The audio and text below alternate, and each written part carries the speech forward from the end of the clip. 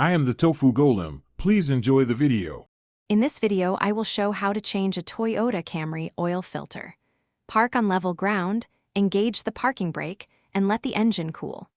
Lift the car with a jack and secure it on stands, then place an oil pan under the drain plug.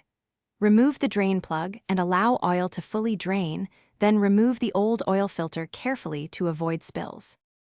Start by loosening and removing the drain plug to drain engine oil into the pan, then replace the plug temporarily if needed.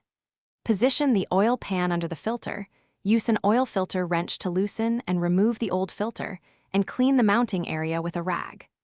Lubricate the new filter gasket with fresh oil, thread it by hand until snug, and do not over-tighten to avoid damage. After installing the new filter and tightening the drain plug correctly, lower the car and remove the jack stands. Refill the engine with the manufacturer-recommended oil grade and the correct quantity, checking the dipstick for proper level. Start the engine and let it run a minute while inspecting for leaks around the filter and drain plug. Turn off the engine, recheck the oil level, and adjust if necessary before final. Thanks for watching. Consider subscribing if we helped you today.